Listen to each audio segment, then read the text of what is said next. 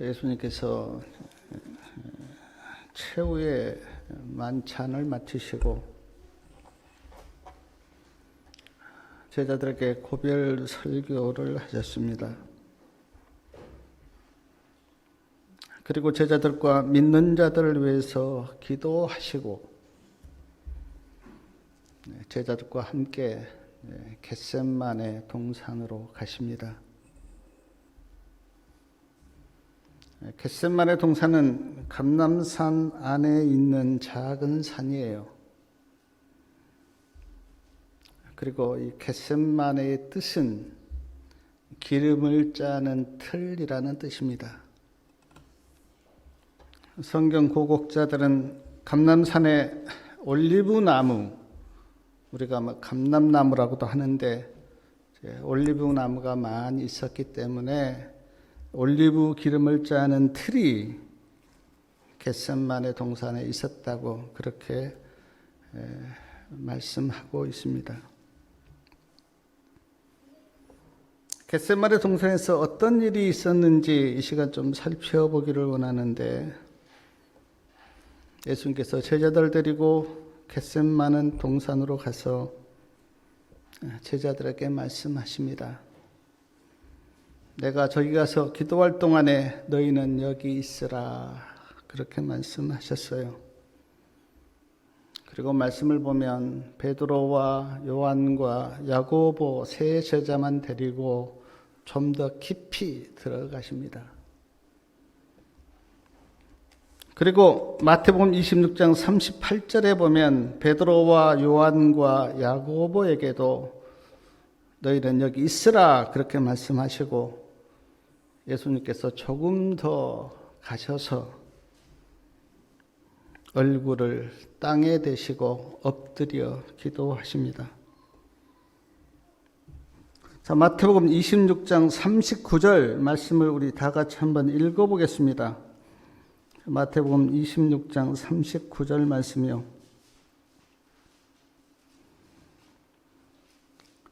조금 나아가서 얼굴을 땅에 대시고 엎드려 기도하여 가라사대, 내 아버지여, 만일 할만하시거든 이 잔을 내게서 지나가게 하옵소서. 그러나 나의 원대로 마옵시고 아버지의 원대로 하옵소서 하시고, 예수님께서 이렇게 기도하셨어요. 얼마 동안 기도하셨는지 알 수 없지만 기도하시고 베드로와 요한과 야고보가 있는 곳으로 오셨는데 제자들이 자고 있었습니다. 예수님이 오신 소리를 듣고 제자들이 깨었는데 그때 베드로에게 말씀하십니다. 너희가 나와 1시 동안도 이렇게 깨어 있을 수 없더냐? 시험에 들지 않게 깨어 있어 기도하라. 마음에는 원이로되 육신이 약하도다. 누가복음 22장 46절에는 어찌하여 자느냐?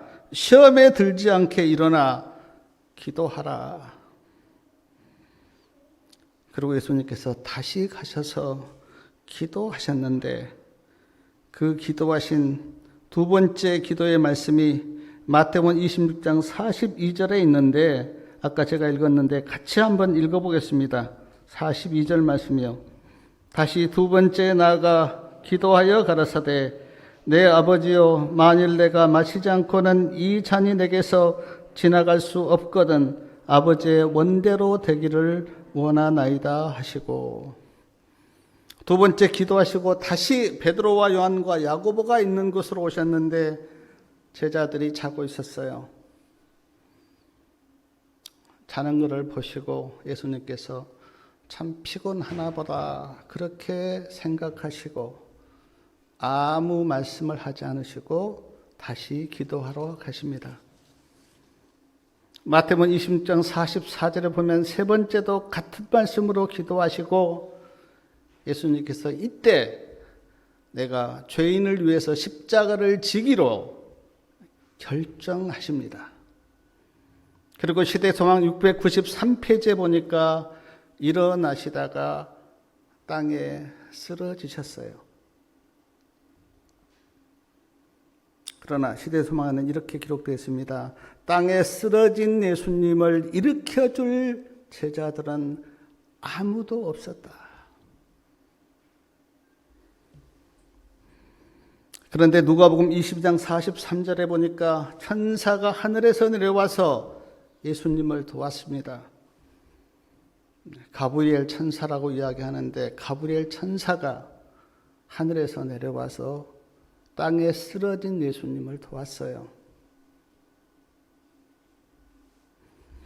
예수님께서 가브리엘 천사의 도움을 받아 힘을 얻으시고 마태복음 26장 45절에 보면 제자들에게 오셔서 말씀하십니다.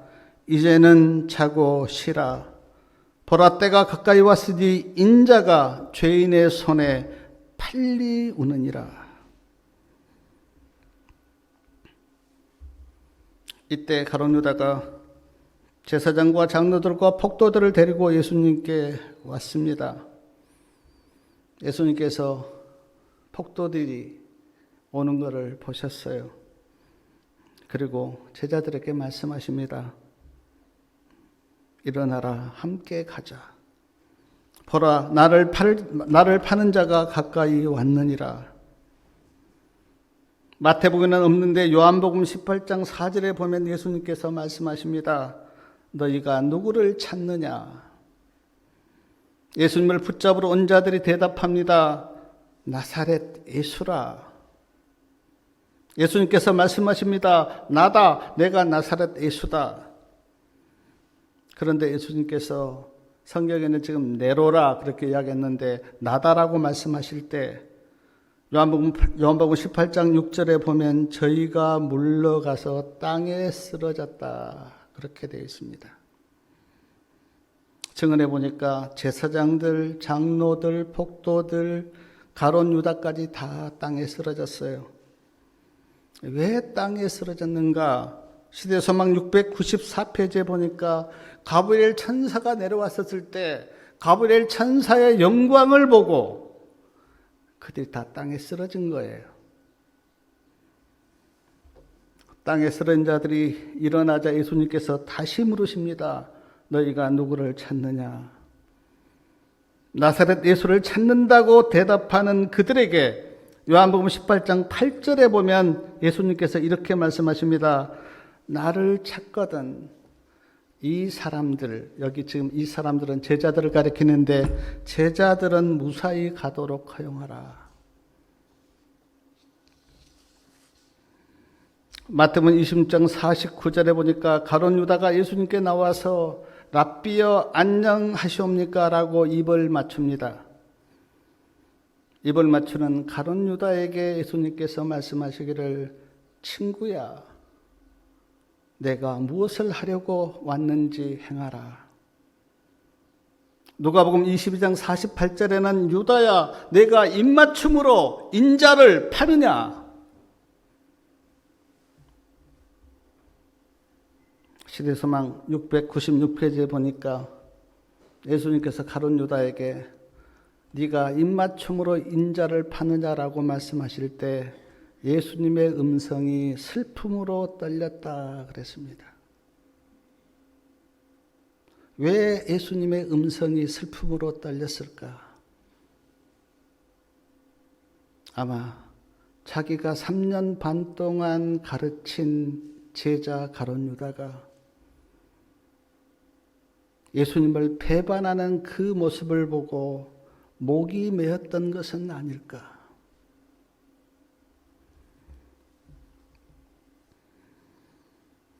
대제사장 하석들이 예수님을 붙잡으려고 하였을 때 베드로가 그때 칼을 휘둘렀습니다. 베드로가 휘두른 칼에 대제사장 종 말고의 오른쪽 귀가 잘렸어요. 누가복음 22장 51절에 보니까 예수님께서 말고의 귀를 고쳐주십니다. 그리고 칼을 휘두른 베드로에게 내 칼을 도로 집에 꽂으라. 칼을 쓰는 자는 칼로 망한다. 요한복음 18장 11절에는 칼을 집에 꽂으라 아버지께서 주신 자를 내가 마시지 아니하겠느냐. 그리고 베드로에게 말씀하십니다. 베드로야, 너는 내가 내 아버지께 구하여 지금 12영 더 되는 천사를 보내시게 할 수 없는 줄로 아느냐.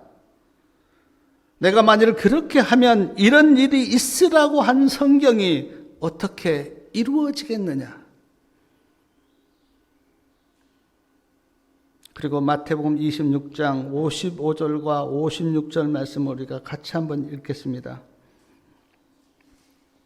55절하고 56절 말씀이요.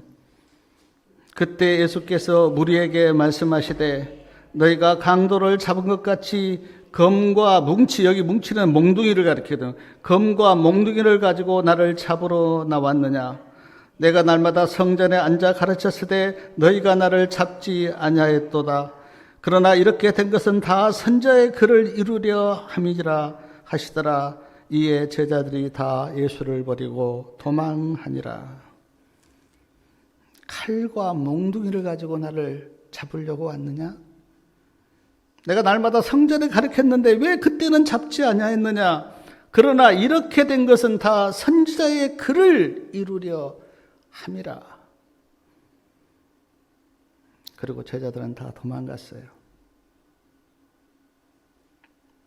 사랑하는 여러분, 오늘 여기까지 말씀을 생각해 보려고 하는데 저는 겟세마네 동산의 어떤 장면을 이렇게 묵상하면서 겟세마네 동산에서 보여주는 두 모습, 예수님의 모습과 제자들의 모습을 생각해 보았습니다. 첫째, 예수님의 모습은 기도하시는 모습. 어떻게 기도하시는가? 얼굴을 땅에 대고 엎드려 땅구멍에서 피가 나올 정도로 그렇게 간절히 기도하시는 예수님의 모습. 저는 모르겠는데 어떤 의사가 이렇게 말하는 걸 들었어요. 온 힘을 다하여 어떤 일을 하면 땅구멍에서 피같이 나올 수가 있다고, 땀이. 그런데 예수님이 지금 그런 모습인 것 같아요. 왜 이렇게 간절히 기도하셨는가?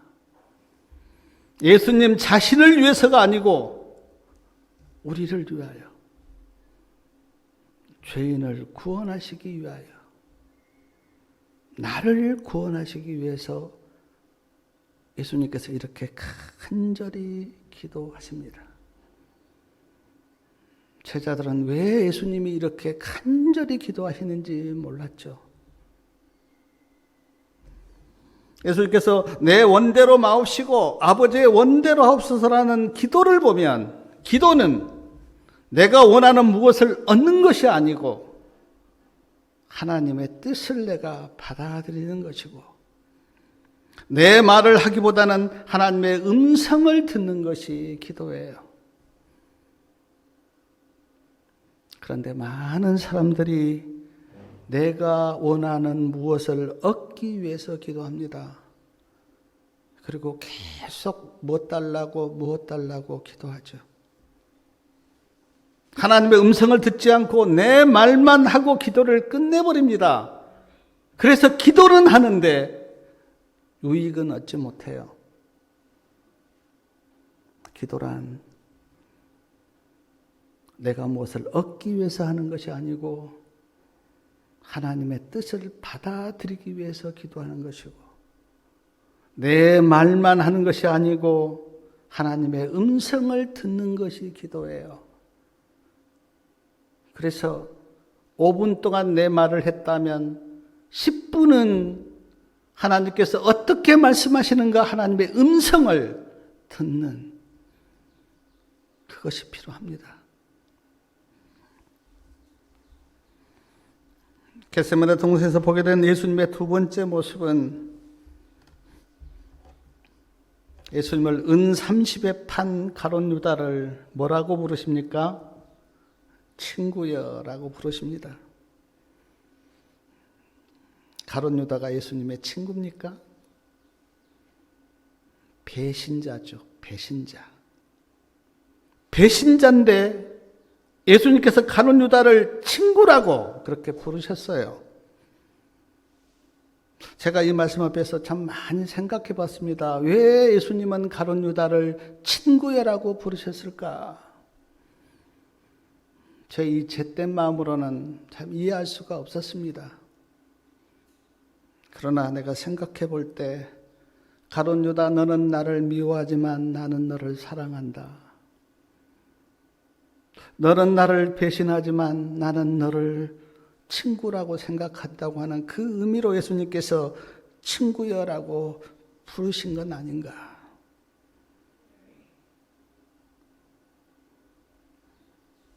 원수를 사랑하라 그렇게 말씀하셨는데 예수님은 지금 자신을 판 가룟 유다를 친구라고 부르시는 예수님, 우리는 그 예수님을 배워야 합니다. 겟세마네 동산에서 보게 되는 예수님의 또 다른 모습은 말고의 귀가 잘렸어요. 말고는 예수님을 붙잡으러 온 대제사장의 종입니다. 베드로가 화가 나서 칼을 찾는데 그 칼이 말고의 오른쪽 귀를 잘라버렸어요. 한번 생각해 보십시오. 지금 베드로는 예수님을 보호하려고 하였고 말고는 예수님을 붙잡으러 온 사람이에요. 누구 편을 들어야 합니까?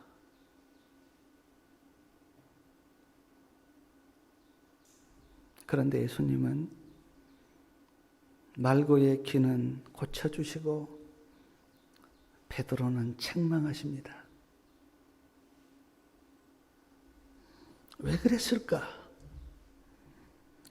당연히 베드로의 편을 들고 말고를 책망해야 되는데 왜 예수님께서는 말고의 귀는 고쳐주시고 베드로는 책망하셨는가? 예수님은 누구의 편이 아니고요. 베드로가 칼을 썼기 때문에 칼을 쓴 베드로를 예수님께서 책망하세요. 사랑 여러분, 우리는 그 목적이나 동기가 좋으면 과정이 어때도 별로 이렇게 잘못을 느끼지 못하는데 성경에서 이야기하는 그 예수님은 아무리 목적이 좋아도 그 목적을 이루는 과정이 선하지 못하면 그건 의가 아니다 그렇게 말씀하세요. 보십시오. 지금 베드로는 예수님을 보호하려고 그렇게 했어요. 목적이 얼마나 좋습니까? 예수님을 지키고 보호하려고 했는데 근데 칼을 썼기 때문에 하나님께서 베드로를 책망하신 거예요. 나폴레옹이 죽기 전에 이런 말을 하였다고 합니다. 나는 칼로 세계를 제패하였지만 내 나라는 망하였다. 그러나 예수 그리스도는 칼 한 번 쓰지 않고 사랑으로 세계를 제패했는데 예수님의 나라는 지금도 영원하다. 그렇지 않습니까? 칼로 세계를 제패했던 나폴레옹 또 시저, 알렉산더 대왕 그 나라는 다 무너졌어요. 근데 사랑으로 세우셨던 예수님의 나라는 지금도 든든합니다. 그리고 영원할 것입니다. 우리는 예수님께서 이것을 배워야 돼요. 그리고 어떤 일을 할 때 우리는 사랑으로 해야 됩니다. 사랑으로 세워야 돼요. 처음도 사랑이고 그 일을 하는 과정도 사랑이고 끝까지 사랑으로 할 때 그것을 예수님께서는 인정하세요. 그리고 그것이 의를 이룬다고 말씀하십니다. 사랑하는 여러분, 사랑으로 시작하고 사랑으로 하시기 바랍니다. 또 하나 겟세마네 동산에서 보게 되는 예수님의 모습은 내가 예수라 그렇게 말씀하셨을 때 조금 전에 제가 말씀드렸지만 예수님을 붙잡으려고 온 제사장, 장로들, 또 하속들, 폭도들 다 땅에 쓰러졌어요. 그때 예수님은 얼마든지 그 자리에서 피할 수가 있었지만 성경을 보면 예수님은 피하지 않고 그곳에 계셨어요. 왜 피할 수 있었는데 피하지 않고 그곳에 계셨는가? 피하는 것이 하나님의 뜻이 아니고 붙잡혀서 십자가의 길을 가는 것이 하나님의 뜻이었기 때문에 피하지 않았어요. 능력이 없어서 피하지 않은 것이 아니라 십자가의 길을 가는 것이 하나님의 뜻이기 때문에.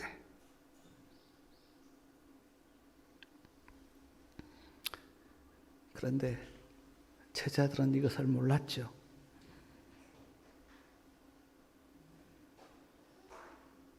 베드로도 몰랐고 제자들도 몰랐습니다. 그리고 어떻게 생각했냐면 내가 따른 주님이 저렇게 무능한가? 저렇게 약하신가? 아무 저항도 못하시고 붙잡히시는 그 예수님에 대한 실망, 그것 때문에 제자들이 도망갔다고 증언에는 말씀합니다. 몰랐어요. 예수님이 가실 그 십자가의 길에 대해서 베드로도 제자들도 아무도 몰랐어요.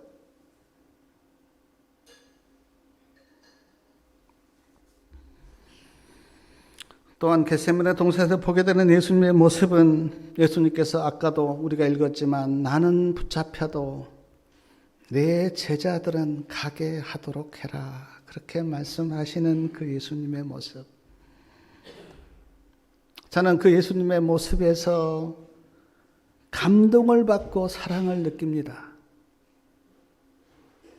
예수님이 십자가를 지기 위해서 붙잡히면서도 제자들은 보내달라고 말씀하시는 그 예수님의 모습에서 가슴에 사랑이 밀려오고 감동이 밀려와요. 내가 믿는 예수님이 저런 분이시구나. 제가 성경을 볼 때 예수님께서 기적을 행하시고 죽은 자를 살리시고 병자를 고치시는 그것이 위대한 기적이 아니라 나는 붙잡되 내 제자들은 보내달라고 하는 그 예수님의 모습이 더 위대하고 감동적이에요. 내가 믿는 예수님이 이런 분이구나라는 것을 생각할 때 저는 기쁘고 행복합니다. 아, 내가 저런 분을 나의 구주로 믿고 있구나 하는 그 마음 때문에 내가 기쁘고 행복해요.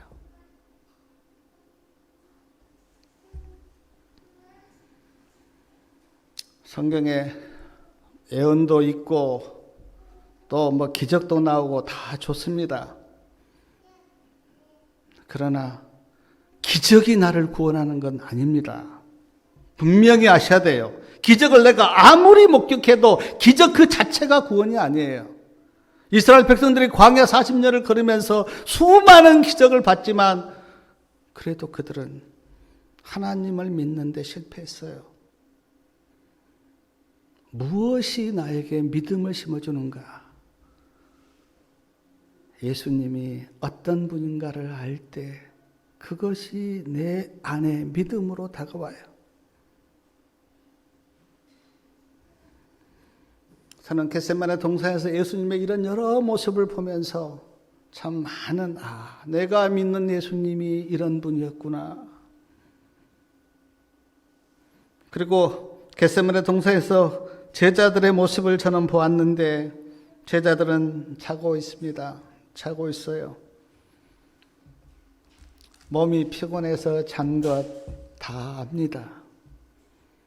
예수님도 제자들이 몸이 피곤해서 잔 것을 아시고 마음은 원이로되 육신은 약하도다라고 그렇게 말씀하셨어요.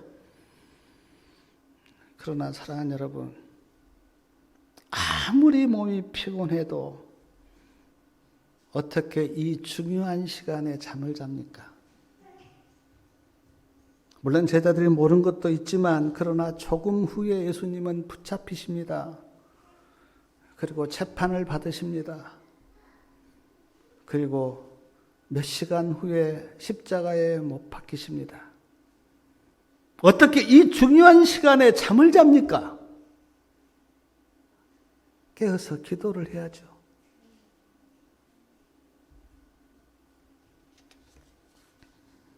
베드로는 혈기를 부리고 칼을 휘둘렀습니다.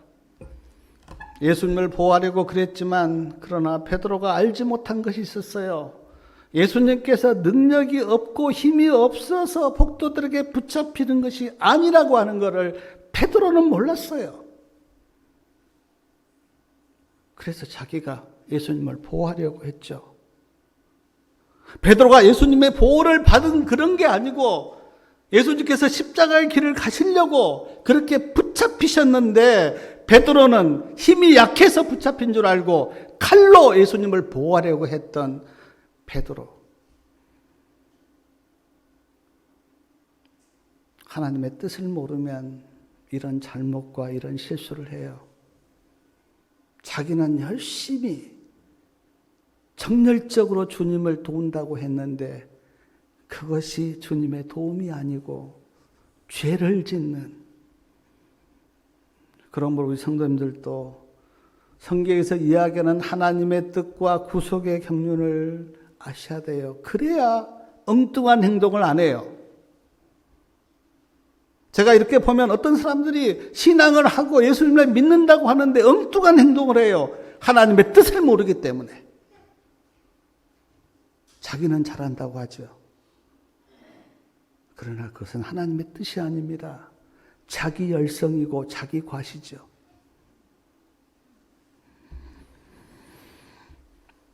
제자들은 다 도망갔습니다. 아까도 제가 말씀을 드렸는데 왜 제자들이 도망갔는가? 폭도들이 예수님을 붙잡으러 왔었을 때 제자들의 생각은 이랬어요. 예수님은 절대 붙잡히지 않을 거다. 폭도들을 제압하고 승리하실 거다. 그렇게 제자들은 믿었어요. 근데 예수님께서 아무 재앙도 못하시고 붙잡히시는 것을 보고 그때 제자들은 실망과 두려움이 밀려왔어요. 그리고 자기 살기 위해서 도망갔습니다. 제자들도 몰랐죠. 붙잡혀서 십자가의 길을 가시는 것이 하나님의 뜻이라는 것을 제자들도 몰랐죠. 베드로도 몰랐고 제자들도 몰랐습니다. 그래서 도망갔어요. 저는 겟세마네 동산의 모습을, 예수님의 모습과 제자들의 모습을 이렇게 생각하면서 제 마음속에 이런 음성이 들렸습니다. 자고 있고 혈기 부리고 자기 살려고 도망가는 제자들의 그 모습이 나의 모습이고 우리들의 모습은 아닌가. 저는 저를 포함해서 오늘 우리들의 모습처럼 그렇게 생각이 됐어요. 졸고 있는 제자들의 모습이 우리들의 모습이고 자기 살려고 도망가는 제자들의 모습이 우리 모습이고 혈기 부리는 베드로의 모습이 오늘 우리의 모습이다. 그런 생각을 하고 겟세마네 동산을 이렇게 보니까 참 마음이 많이 하나님 그리고 예수님 나를 불쌍히 여겨 주시옵소서. 그런데 예수님은 그런 제자들을 위해서 그리고 우리를 위해서 십자가를 지셨습니다. 제가 이 말씀을 이렇게 묵상하면서 로마서 5장 8절 말씀이 생각이 났는데 로마서 5장 8절 말씀 좀 같이 한번 읽어보겠습니다.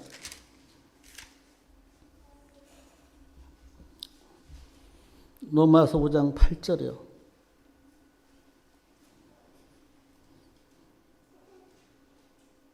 8절의 말씀 같이 읽습니다. 우리가 아직 죄인 되었을 때에 그리스도께서 우리를 위하여 죽으심으로 하나님께서 우리에게 대한 자기의 사랑을 확증하셨느니라. 우리가 죄인 되었을 때에 그리스도께서 우리를 위해서 죽으셨다. 겟세마네 동산에서 보게 되는 제자들의 모습, 그리고 우리의 모습은 참 죄인이에요. 의로운 것이 없습니다. 자고 혈기 부리고 도망가고. 근데 성경은 말씀하시기를 그런 죄인을 위해서 그리스도께서 죽으셨다. 그리고 그 사랑을 확증하셨다. 얼마나 하나님의 은혜가 큽니까? 복음성경 주석에 보니까 이런 말씀이 있었습니다. 에덴 동산과 겟세마네 동산을 비교하여 보라. 아담은 에덴 동산에서 하나님께 불순종하였고 예수님은 겟세마네 동산에서 하나님께 순종하였다. 에덴 동산과 겟세마네 동산, 이 두 동산이 우리에게 주는 영적인 교훈이 뭡니까? 아무 부족함 없는 에덴 동산에서 아담과 하와는 하나님의 말씀에 불순종하여 죄를 지었고 그 죄가 모든 사람을 죄인으로 만들었습니다. 그런데 예수님은 겟세마네 동산에서 제자들은 다 도망가고 가룟 유다조차도 배신하는 그 자리에서 예수님의 고백은 이렇습니다. 내 원대로 마옵시고 아버지의 원대로 하여 주십시오. 사랑하는 여러분, 우리는 아담과 하와에게서 뭘 배워야 하고 겟세마네 동산의 예수님에게서 뭘 배워야 합니까? 부족해서 죄를 짓습니까? 아니에요. 믿음이 없기 때문에.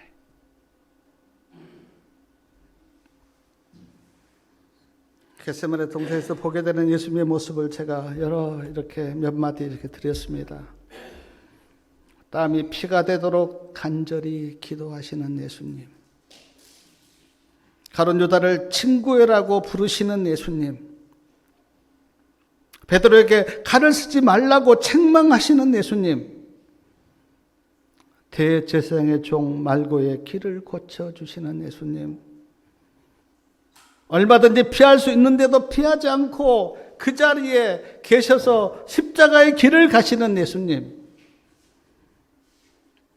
제자들을 무사히 가게 하여 달라고 말씀하시는 예수님.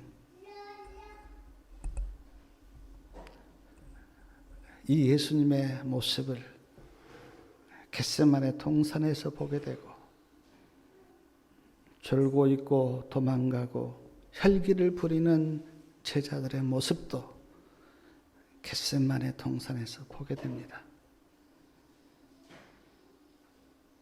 사랑하는 여러분, 제자들의 모습을 보면서 내 자신을 살펴보시기 바라고, 예수님의 모습을 보면서 내가 믿는 예수님이 어떤 분이시며 그 사랑이 얼마나 크며 나를 어떻게 구원하셨는지 마음속에 깊은 깨달음이 있기를 바랍니다.